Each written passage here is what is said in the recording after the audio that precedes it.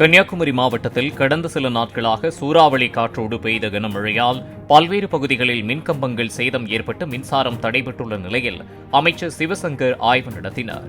மின்கம்பம் மற்றும் மின்மாற்றிகளை சீரமைக்கும் பணிக்காக தூத்துக்குடி, நெல்லை மாவட்டங்களில் இருந்து கூடுதலாக பணியாளர்கள் வரவழைக்கப்பட்டுள்ளதாக கூறினார். கன்னியாகுமரி மாவட்டத்தில் பருவமழை துவங்கி அதனோடு சுழற்காற்றும் அடிக்கின்ற காரணத்தினால் பல்வேறு பகுதிகளில் மின்கம்பங்கள் சாய்ந்து பாதிப்புகள் ஏற்பட்டிருக்கிறது என்பதை ஆய்வு செய்து உடனடியாக நடவடிக்கை எடுப்பதற்கு மாண்புமிகு முதல்வருடைய அறிவுரைப்படி இன்றைக்கு இங்கே வந்திருக்கின்றேன்.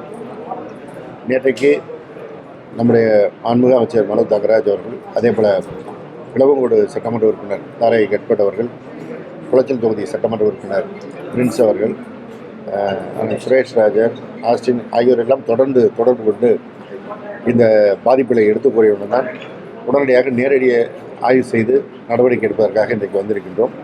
என்னோடு தலைமை பொறியாளர் அவர்களும் வருகை தந்திருக்கின்றார்கள். குளச்சல் தொகுதிக்கு உட்பட்ட சாரல் பகுதி, வெள்ளிமலை பகுதி போன்ற பகுதிகளெல்லாம் இப்போது ஆய்வு மேற்கொண்டோம்.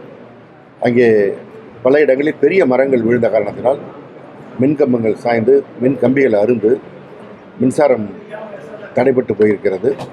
அந்த பகுதிகளிலே 565 மின்கம்பங்கள் கன்னியாகுமரி மாவட்டம் முழுவதும் சாய்ந்திருப்பதில் 443 மின்கம்பங்கள் மீண்டும் அங்கே நடப்பட்டிருக்கிறது.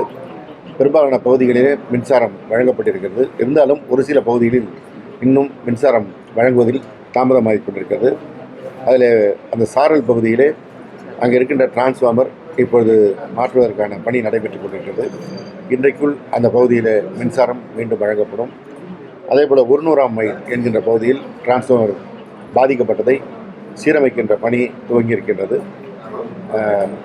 ஒரு 90% இன்றைக்கு மாலை இரவுக்குள் மின்சாரம் மீண்டும் வழங்கப்படும். மீதி இருக்கின்ற பகுதிக்கு நாளைக்குள் மின்சாரம் வழங்குவதற்கு நடவடிக்கை எடுக்கப்படும். மின்துறையை பொறுத்தவரை அனைத்து அலுவலர்களும் முழு வேகத்தில் பணியாற்றி கொண்டிருக்கின்றார்கள்.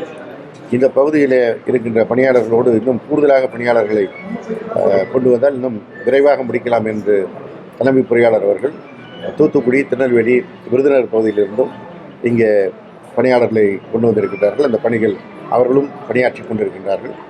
எனவே எவ்வளவு விரைவாக முடியுமோ இன்றைய மாலையோ நாளைக்குள்ளாக அனைத்து பகுதியிலும் மின்சாரம் வழங்குவதற்கு நடவடிக்கை எடுக்கும். பிளே ஸ்டோர் மற்றும் ஆப் ஸ்டோரில் இருந்து பாலிமர் செயலியை QR கோடு மூலம் பதிவிறக்கம் செய்யுங்கள். செய்திகளை உடனுக்குடன் பெறுங்கள்.